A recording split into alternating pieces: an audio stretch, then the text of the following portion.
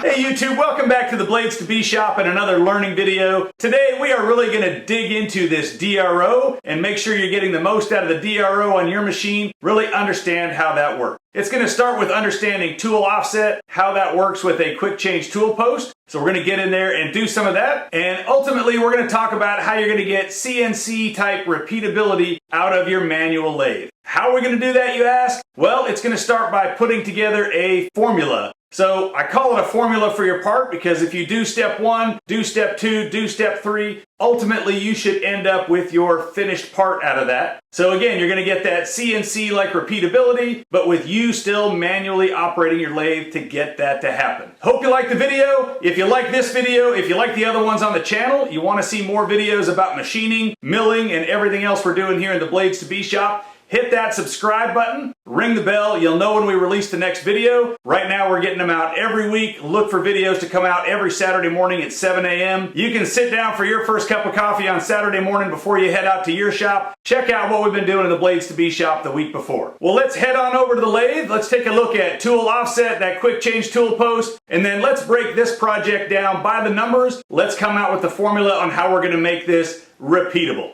Let's go. Well, here we are at the lathe, and let's dive into tool offset. What do we mean by tool offset? What impact does that have on our quick change tool post? What impact does that have on our DRO? And how are we going to use this and think about this as we process our formula and think about making this part? So when you think about tool offset, there's a couple of different ways you can process it and think about it. So let's just dive right in and we'll sort of discuss those couple of different ways as we get through. But if we take our tool number 1, our facing tool, and if we get up there and touch on our part, and that's our Z-axis, so if we zero out our Z-axis right there, and then we bring this out and we touch off on the outside diameter of our part, and we zero our X-axis right there, if we bring this back and we set this up right on that 0 point, then this becomes essentially our point of origin for our part right here. So this is zeroed out on our Z-axis, zeroed out on our X-axis at this 1-inch diameter, and that can become a starting point for our part. When we get in there and look at the drawing, we'll sort of talk about this point of origin right here as well, and how that point of origin sort of shows where our part's actually inside of here somewhere, but that's a starting point that we can work from for our formula. So that's what that point of origin looks like with tool number 1, our facing tool. We change that out to tool number 2, and if I now go to that same 0 reading, if I get the DRO zeroed back out again, you can clearly see that this point of origin or this offset for the tool is very different than where we left off with that facing tool. So right, our facing tool at 0, 0 was over here. This tool is clearly in a very, very different spot. So that's our tool offset. If we want to calculate that tool offset, we would come out here, we would get this tool onto our X-axis, and you can actually see by this reading that the tool offset on the X-axis for this tool is 0.9332. So we can write that down somewhere and know that when we change from tool number 1 to tool number 2, we have an offset of 933, and then we can just work that into our calculations. That's one of the ways that we can process the offset. In this case, we're going to go ahead and zero that on our X-axis. Let's take a look at what our offset is for the Z-axis. Now for this one, since we can't actually touch off on the end of our part, it's a little bit more of an eyeball it. And I eyeballed it at 321 or 0.321 is where I eyeballed it. So we're going to zero that there. You'll see that in the formula as we work through that. That's how we get this tool onto our point of origin. So if I wanted to switch back to my other tool, I could know that I'm, 0.933 and 0.321 difference, and I could put my other tool on and I could just manually zero my machine in between those two parts. What I did for making this particular formula is I actually used this point of origin. I used this start point right here with tool number 2, since we use tool number 2 the most. And I just went through, and as I created the first part, I wrote down where do I end up with my other tools relative to this setting on my DRO, and that is how I built the formula. So you'll see when we go through, and it'll make more sense, I think, as we talk through the formula. The other way that I could do it is I can actually program tools into the DRO, and then every time I put on a new tool, I can tell the DRO which tool I have on, and it will account for that offset, and it will give me this, it'll basically align every tool to this point of origin, and I can take all my readings off the DRO from that point of origin and use those real numbers in my formula, in my calculation. Really doesn't matter which way you do it, you just have to be consistent as you go through making the part, whatever is going to make more sense to you, whatever is easier for you to write down, take notes on, and you're just going to have to do it the same every time you go through each part. So let's take a look at one more tool, and then we'll talk a little bit about what the DRO can do to memorize these and program them for you.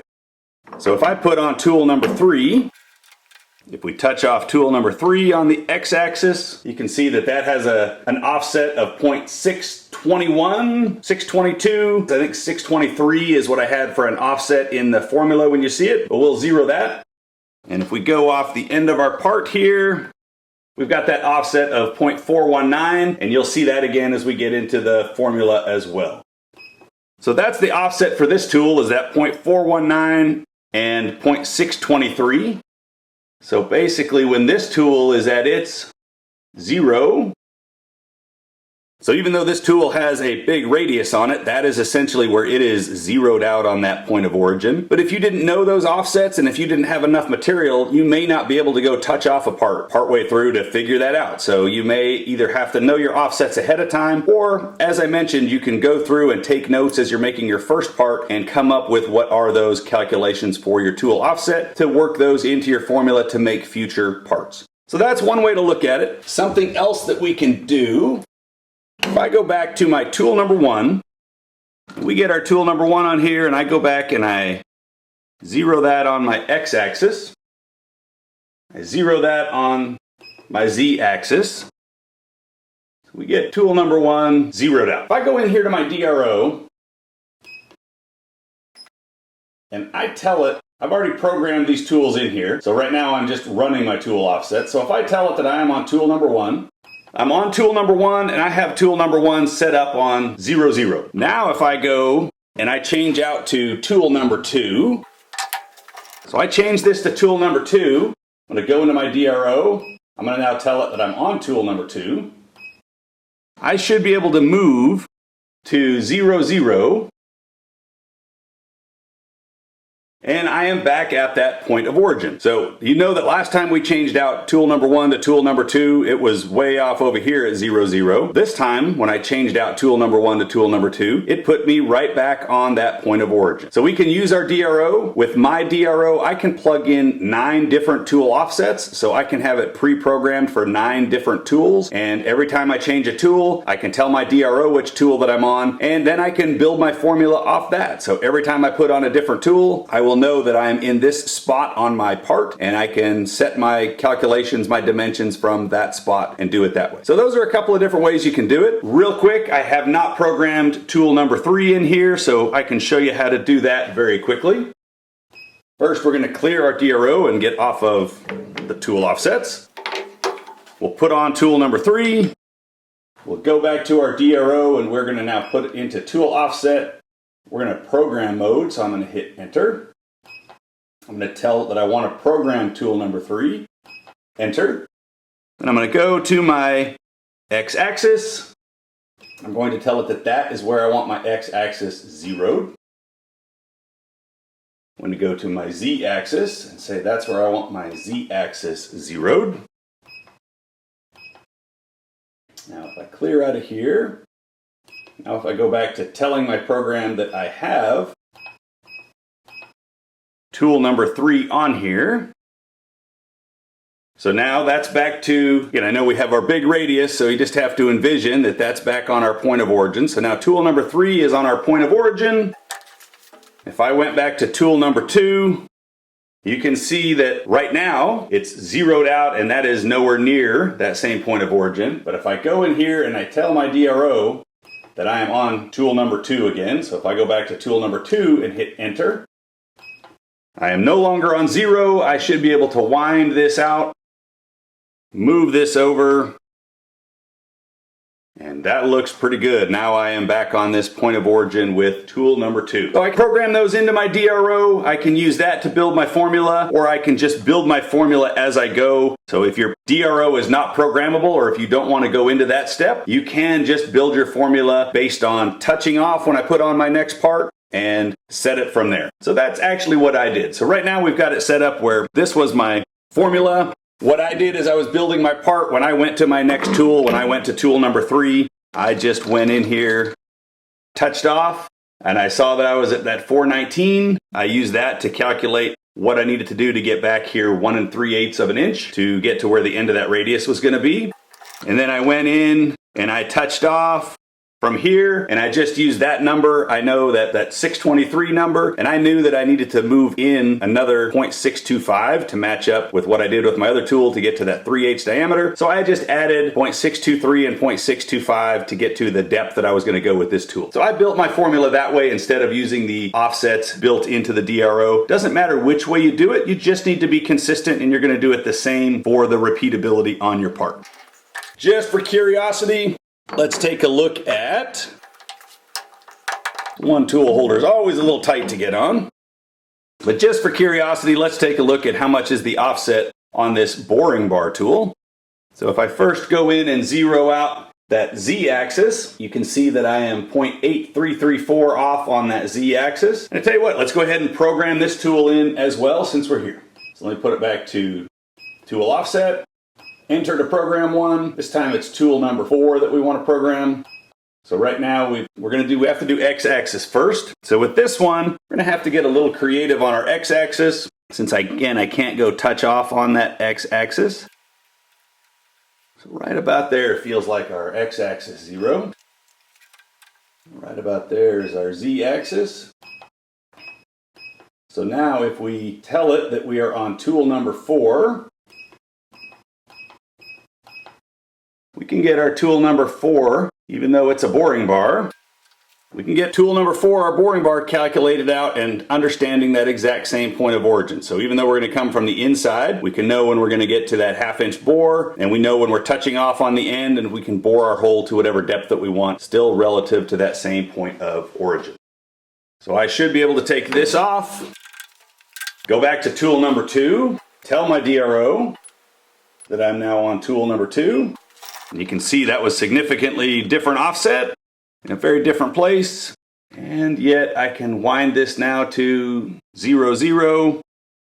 And I'm right back at that same point of origin with a different tool. So I've got these 4 tools programmed. I can put that in my formula. I can build my formula as I go, but that is tool offset, what tool offset does with the quick change tool post, how you get that CNC-like repeatability, because I can take tools on and off and on and off, and they continue to go back to the same place, and how you can program tool offset into most DROs. I'm pretty sure that most, if not every DRO, has the capability to input at least a few tool offsets. Some of the other DROs, you can input 100 and 200 different tools in there for tool offset. If you do that, I currently program them all for this point of origin on my part. You can also, the offset is going to remain the same, and then once I put in, if I wanted to touch off on a different spot, I can zero my tools out, or you could set your point of origin so that your tools are all calculating off of this true 0 line on your part, and you could pick a point on your Z-axis to set your tools from. I chose to go in there and set them all from this point of origin on my part. So there's everything about tool offset. Let's go ahead and head on into the computer, and now we're going to talk about building the formula and writing down the steps to get repeatability, and then we're going to go exercise those steps and actually build our part. Let's head into the office and go take a look at the computer.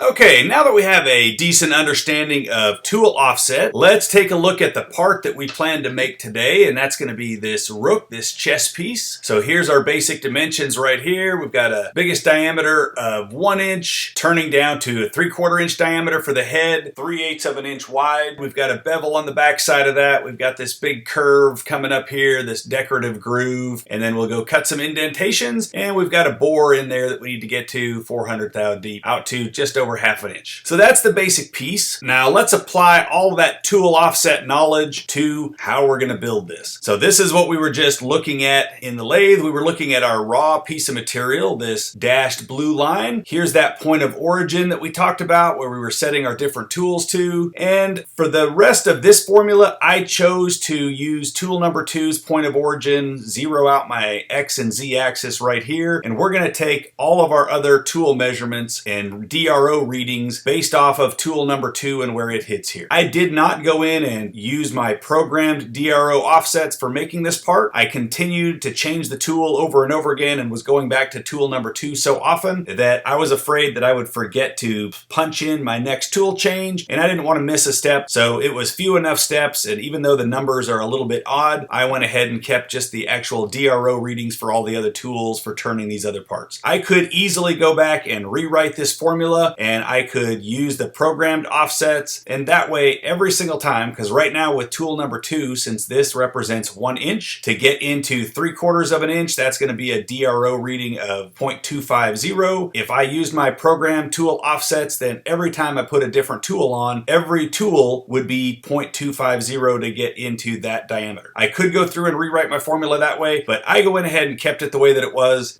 just because for the 10 steps we have in this one, I thought it was pretty basic to go through and do it that way, or the 10 steps that we're using the DRO. Quick rabbit hole note, not going to spend too much time on it. I currently have my DRO set out here. This is a 1 inch reading. I have my numbers counting positive as I turn towards the middle, because when I'm manually turning my lathe, I want to think of I'm taking a 1/4 of an inch off, or I want to turn it in and I want to see a reading of +10, meaning I'm taking a 10th cut. If we were truly doing CNC, and I don't do CNC, so maybe this isn't correct, but I would assume that you would build your X and Z zero readings off of this center line, and that way you would be plugging into your DRO a dimension of 750, meaning it would be turning 750 out here. So you would have your numbers counting positive out from the center. So out from the center, this would be a 3/8 inch diameter. This would be a 0.750 reading on the DRO from a CNC. This would be a 1.000 reading for 1 inch. Again, if you're programming something and you're letting the computer run it, I would assume you would be positive numbers coming out, and you would probably be negative numbers going this way as your part is getting smaller, getting faced off. But mentally for me, that is not how I think about turning. I want to know the amount that I'm taking off. So I have my numbers counting positive going to the center, and I have my numbers counting positive going this direction for how much cut I am taking, not how much my part is shrinking, as I'm assuming you would do for CNC. So again, quick side note, the bottom line is either way you do it works fine. You can pick one spot for your DRO, take all your other readings, you can use the tool offsets, you're going to end up with the same result. It just depends on what numbers you're going to write down. So we are not going to read through this whole formula right now. We are going to go through this formula step by step, actually going back to the lathe. We're going to look at a test piece set up in the lathe, and we're going to go through and we're going to test this formula out step by step, putting the tools in place on the part, checking out our DRO readings, and making sure that this formula is going to work before we go in there and actually turn apart. We're actually going to do it step by step in the same. So the plan is we're going to go back to the lathe, test out each step, and then go cut each step to see how it's working. But here is what the formula looks like. So again, I've got a total of 5 steps on this page and another 7 steps over here, so 12 steps total, and it just goes through in order. So first we're going to face our part, we put on the other tool, we're going to turn down that head, we're going to bevel the end of that a little bit, and then we're going to cut the bevel on the back side of this piece. We're going to put on that radius tool, we're going to cut out that big radius right here. That's already all the way up to step number 5. Then we're going to go back to our turning tool again, and we're going to cut this decorative groove right here. We're going to put a little bevel on this back side. Then we're going to drill it, put on our boring bar, we're going to touch off, clean up the bottom of that hole, skim a little bit out of that bore, and then we're going to break off the inner edge of that. And you can see that we have DRO readings to do each one of those steps. So for mine, once we get to step 2, that's where we're going to zero that DRO. We're going to set our point of origin on tool number 2, and then all of our other readings are going to come off of those 0 dimensions for tool number 2. For example, when we're going to turn this bevel on the back side, that's going to be step number 4. So when we're cutting step number 4, we calculated out that the point of our tool when we're finished this bevel is going to be right here, and that's going to be at 0.537 on the z-axis from the end of our part. So even though we're going for 3/8 of an inch wide right here, the point of our tool is going to be at 0.537. So we've got that written down in our formula. And we know that if 1 inch is out here, we have a reading of 250 to take a 1/4 of an inch off to get to 3/4 of an inch. And we're going to go into a reading of 0.625 to get to a 3/8 of an inch diameter right here. And we're going to leave a little bit. We're going to actually go into a reading of 0.620 to leave 5 thou to clean up. And then when we get to our radius tool, again, I didn't change the offsets. So for my radius tool,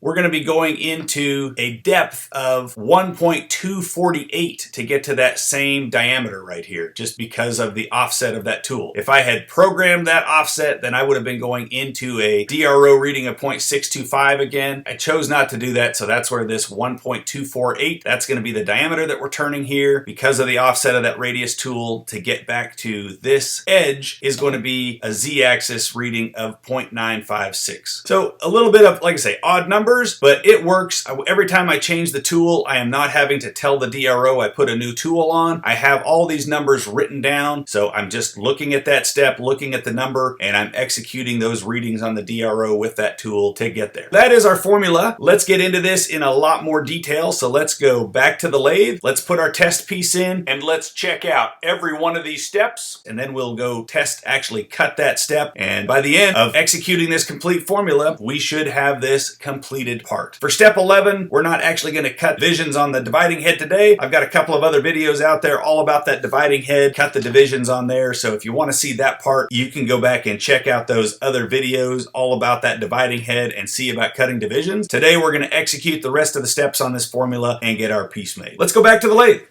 We're back at the lathe and we want to test out that formula that we just created. So I put a test piece in the lathe for us. This is a finished part. We're just going to use this as an example to go through and test out that formula that we just wrote. You can see how I am holding this in the lathe. I barely have a grip on it since I've already parted this off. We would not be able to turn this piece safely right here. I just have it clamped in the chuck this way for demonstration purposes so that we can hit our tools, check our offsets, and see what that looks like. We are not going to be turning the piece holding it. We would want to make sure we had plenty of material in the chuck to hold on to. Now we're just going to walk through our formula step by step. After each step, we're going to go and actually show a piece being cut on that step, and then we'll come back and move on to step 2. So right now for step 1, we have facing tool number 1 in our tool post. We're going to face this part, and then we are going to zero our DRO on the z-axis where we face it. So to simulate facing this test piece, we're going to go up here and touch off.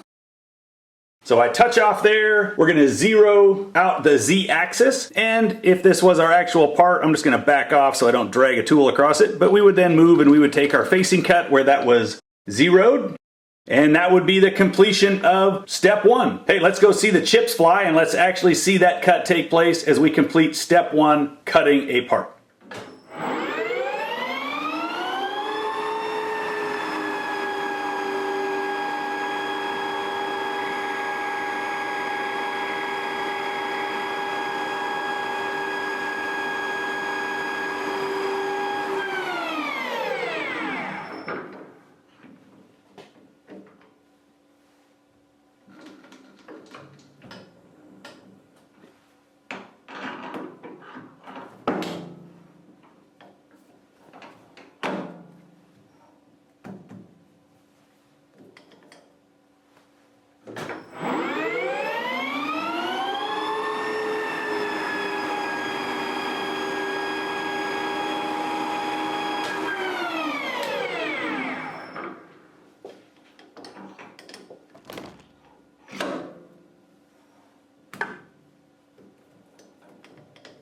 All right, we're back from cutting that part. So now we're going to move on to step 2. For step 2, we need to put on tool number 2.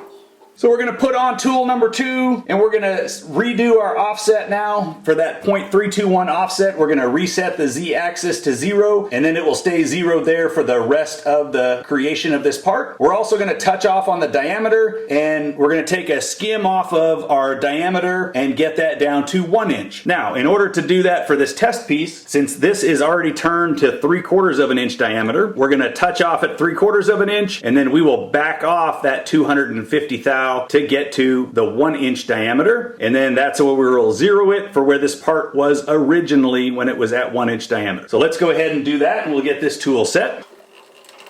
So first we're going to come over here on our z-axis, and we are going to set that to 0.321, and you can see that that is lining up on the end of our piece. So our z-axis, we now have that 0. That's where it's going to stay for the rest of this part creation.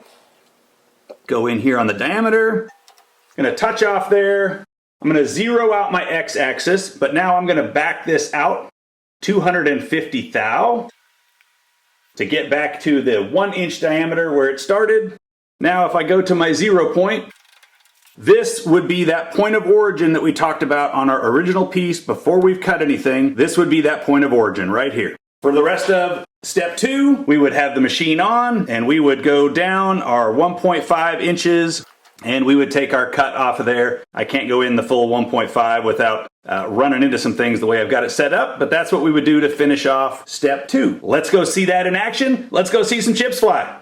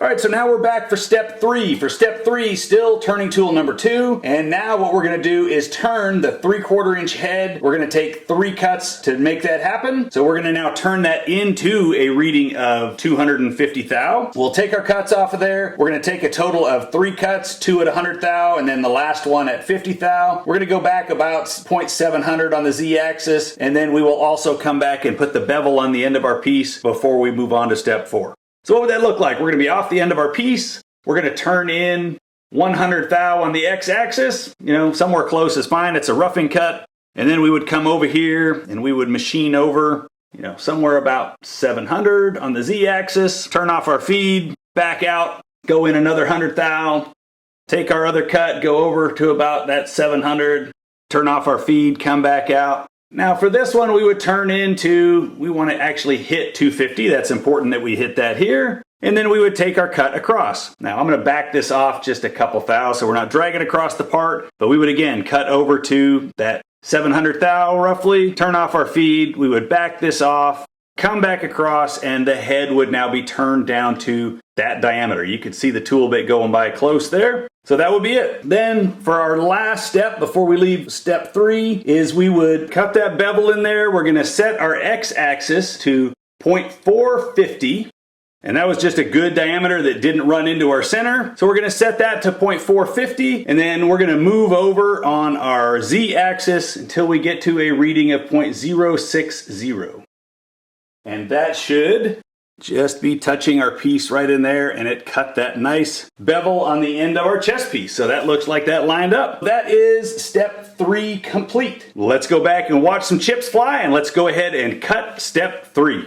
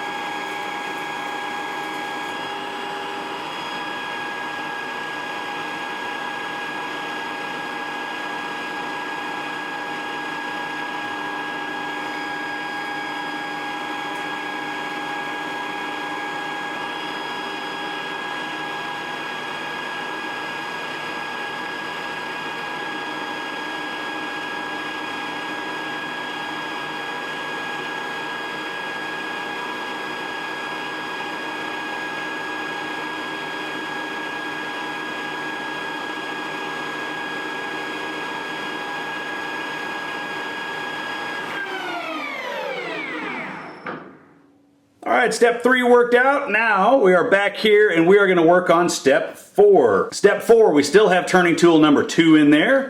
And now what we're going to do is we're going to get in there and we're going to cut the bevel on the back side of this head. So right now, remember, this is, roughed out. We've got some step out here. If just visualize where we just left off with the other piece. So we're going to go in here and we're going to cut the bevel on the back side of this. What we need to do is the center of that bevel, when we are done, is going to be at 0.537. So that is going to be the center of that bevel when we are all done. So while we're roughing it out, we're going to stay over here somewhere around 547 on the DRO just to make sure that we have enough room to come and clean that up. We are currently out here at this 3/4 inch mark. So we have to stay beyond 250. That's where our current material is. And we're just going to work our way in. So we're going to be working back and forth, feeding in, roughing this out, getting rid of some of that material. And we are working our way into a diameter of 0.620 for a reading on the DRO.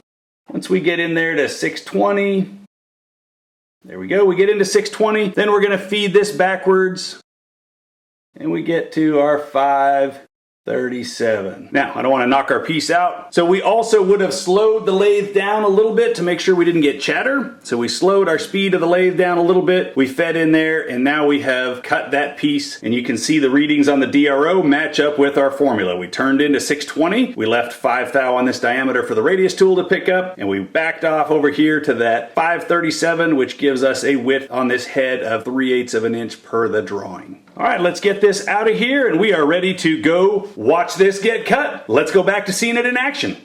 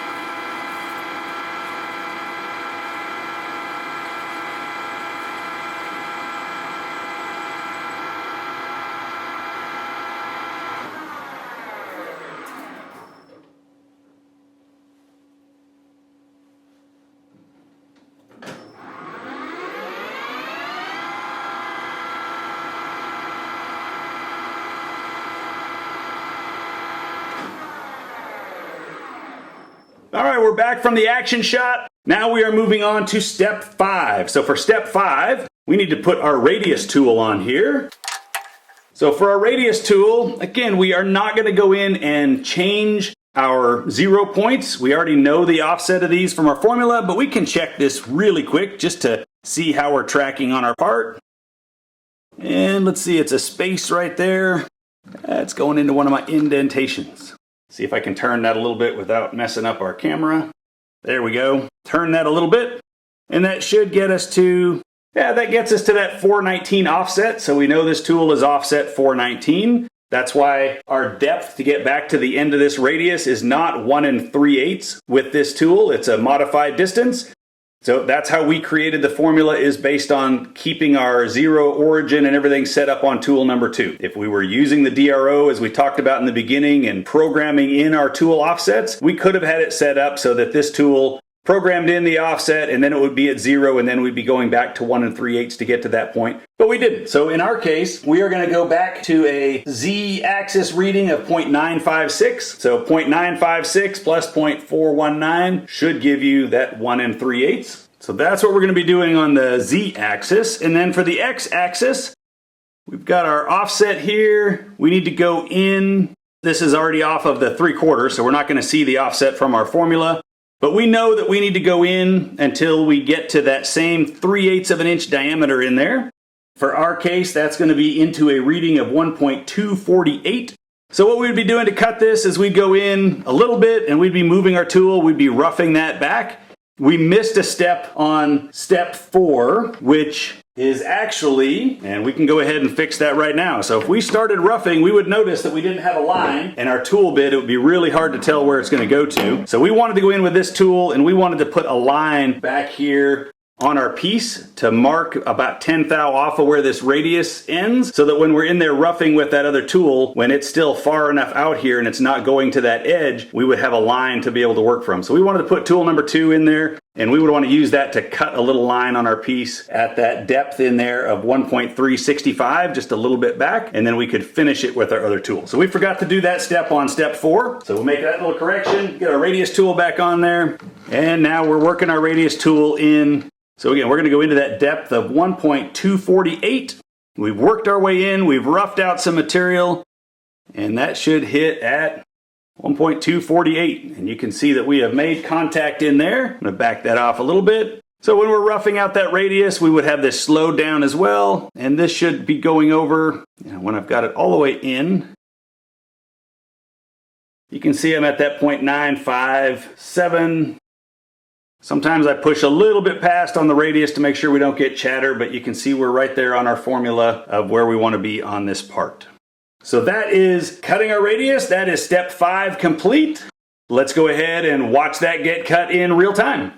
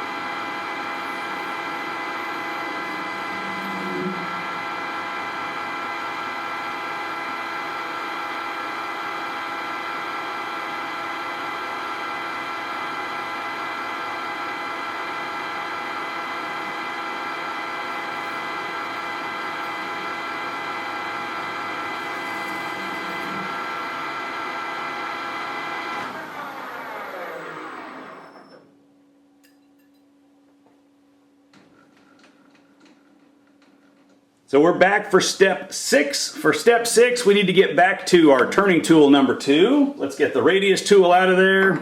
We're back to turning tool number 2, and we want to cut this decorative groove. And I am hoping I'm going to be able to get over there far enough to be able to do that with this practice setup that we have. It's going to be close. All right, so for this setup, we are trying to stay 400 thousandths off of the base so that you could use this measurement to finish the bottom of other chess pieces. So for us, that's 1.1 in here off the length. So I need to go another 20 thou.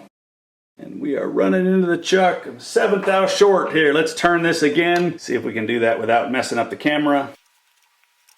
Let's see if that gave me, yes, that's going to give me enough room, I think. There we go, we just cleared the chuck, we got in there. So we are going to be over at 1.1 on the z-axis, and for this one we are going to turn this in, should touch off at about 549, and we're going to go into a depth of about 0.585. So let's see where that wound in for us. There you go, 0.584. We've touched off on the bottom of our decorative groove. We're at 1.1 back. There's our calculations for our X and Z axis on that decorative groove. So that is going to complete step 6. Let's go watch the chips fly on that decorative groove.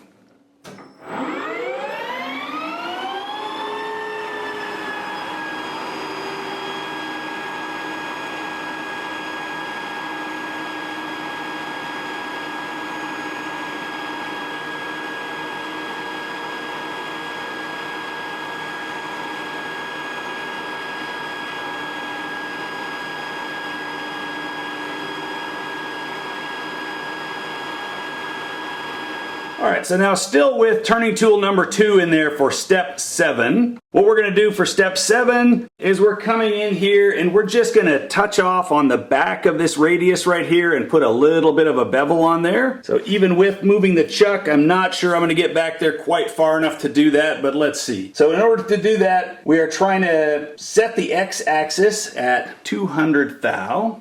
So we're going to go in there to 200. And that's just controlling it enough that we can, make sure that our tool isn't running into this part of the radius, and it gives us enough to come over and have our edge hit somewhere in here on our tool and cut a bevel.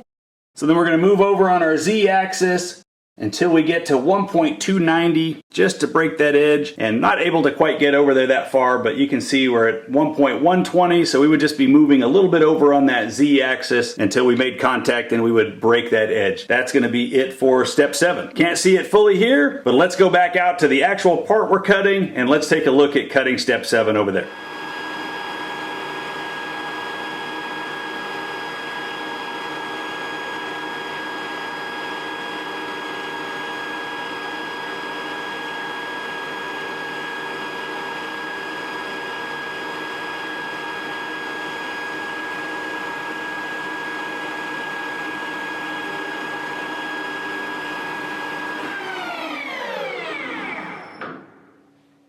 So we're back over here for step 8. For step 8, we don't have any cutting tools. We're not using any readings on the DRO for step 8. We're going to remove the center. We're going to put in our 1/2" drill bit. We are aligning it to the tip of the drill bit. That's why you're going to see me use a piece of paper when we go over to the video, because I already had a center hole in here. So I'm just using a piece of paper to get the reading as close as I can to flat across the surface on the end of our part. And we're going to use a dial indicator on the tailstock in order to really control and to register that depth of drilling of 400 thousandths of an inch deep. So let's go ahead and go watch step 8 take place.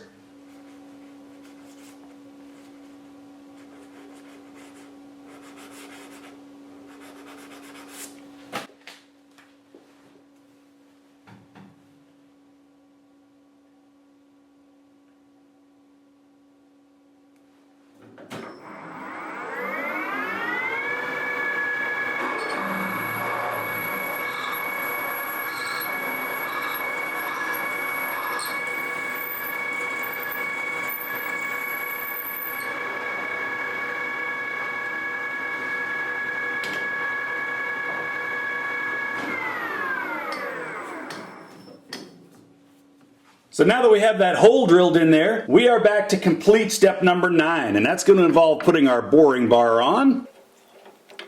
Mine's a nice snug fit there.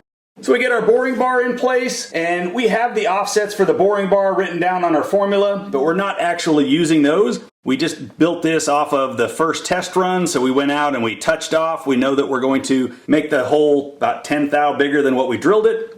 And we touched off on the end of our piece just to make sure we knew the depth that we're going to go into. We're trying to go in there a depth of 335 thou deep. So for us, that's going to be a reading on the z-axis of 0.494 is what we're going to end up with as a reading on the z-axis when we're in there our 335 deep. And we're going to do that in 2 cuts.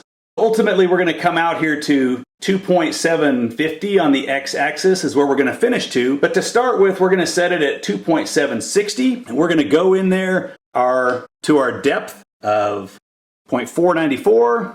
And we're basically cleaning up from the angle on that drill bit. So we're going to go in there, we're going to clean up, flatten the bottom of the hole. So once we touch off at 494, we would actually feed that across the bottom a little bit on the x-axis, and then we're going to pull that back out. So now we've roughed out all that material from the end of where the drill didn't remove it. We flattened off the bottom of the hole. Now we're going to pull this back out to our 750. And now we're going to take our finish cut and really go in there and clean it up. So we're going to turn our power feed on, and I'm going to back this off just a little bit so I don't drag. But we'd put our power feed on, we'd feed in there till somewhere around 5.1, and then we'd pull our power feed off, feed by hand the rest of the way, touch off on that flat again, feed that across a little bit to the middle to flatten it out, pull our boring bar out, and we have just completed step 9. Let's go see step 9 get bored out. Tried to get a nice angle and a nice close-up for you on this one. Let's go check it out.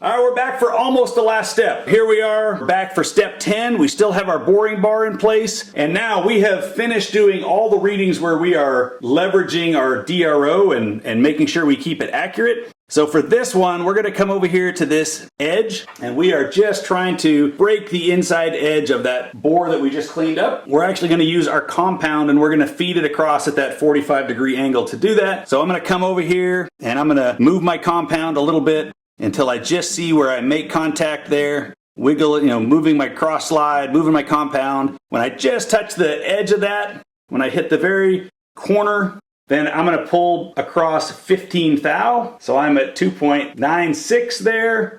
So I'm going to come across to 81. That's 15 thou. And move back in, and that's where I'm going to feed across with my compound and take that cut and break that corner over there. That is the end of step 10. Let's go break that corner of that part in the lathe.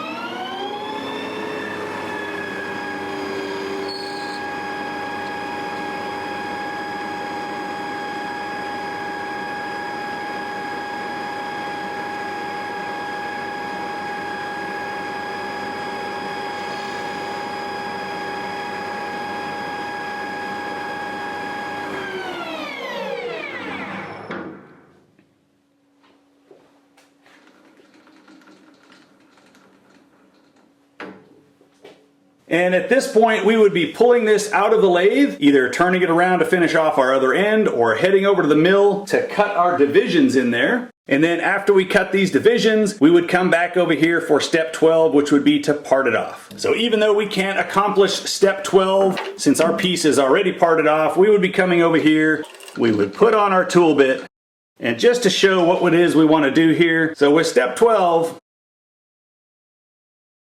what you're visually going to see is the width of this base right here. So that is where my recommendation is. We don't want to set our parting tool up off the end of the piece and come over where it can be exactly 1.5 inches tall. My recommendation would be line up your parting tool inside edge to the inside edge of this bevel. And then once you have that lined up, so that would be somewhere right about there. You get that lined up. Then you would zero your Z-axis, move that over your 125 thou.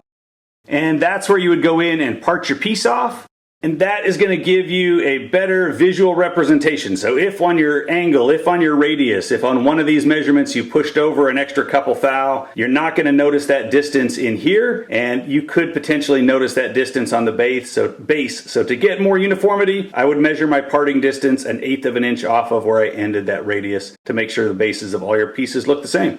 And then that would complete step 12. Your piece would come off. So we can go watch step 12 take place, and let's go part off our piece, turn it around, finish the bottom. Let's go ahead and watch that get cut in real time.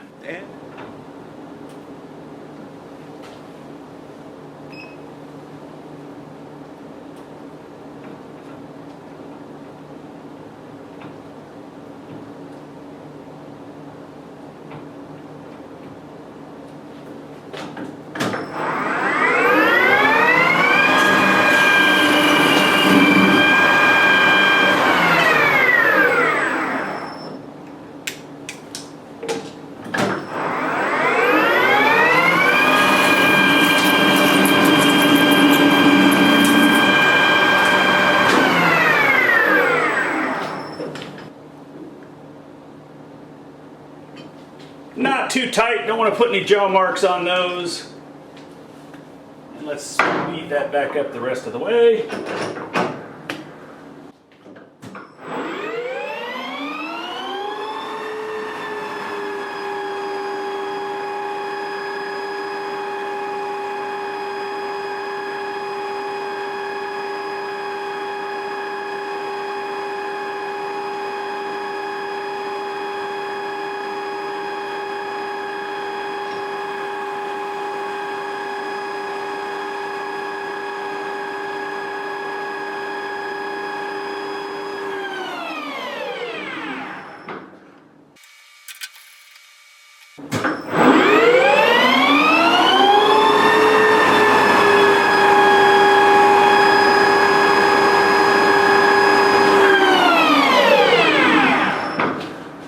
And that's going to be it. We just walked step by step through our formula, watch the pieces get cut, and you can see exactly how to leverage your DRO a little bit better to get all these pieces consistently, time after time after time. Hope that was informative. Well, YouTube, that is a wrap on this video on how to get the most out of your DRO, understanding tool offset and your quick change tool post. I hope you enjoyed it. I hope you got some good learning from it, and you're thinking about how you're going to program the formula for making your next part that you have to make more than one of. Great repeatability, and even though you're running a manual machine, you truly can operate it with that CNC mindset and get the most of these digital readouts and all the other tools that we have at our disposal. So again, write a formula for your piece, write out all those steps, and you should be able to go back 6 months from now, a year from now, and be able to pull out that formula, and maybe with the exception of verifying the offsets of your tools in case you move some in a holder, you should be able to get in there and repeat the process and make another part just like that. Thanks so much for tuning in. Really appreciate all the comments coming through on the channel. If you've got a video idea, if you've got a request, hey, feel free to drop that in the comments, or if you want to reach out to me directly, you can go over to www.bladestobee.com and hit us up on the Contact Us form on that page, and happy to get in touch with you that way as well. Hit that subscribe button, ring the bell, make sure you know when the next video is coming out. Otherwise, look for it next Saturday morning. Until then, keep your tools sharp, keep your mind sharper. Hope you're out there in your shop making some chips of your own, and we'll catch up with you next time. Take care.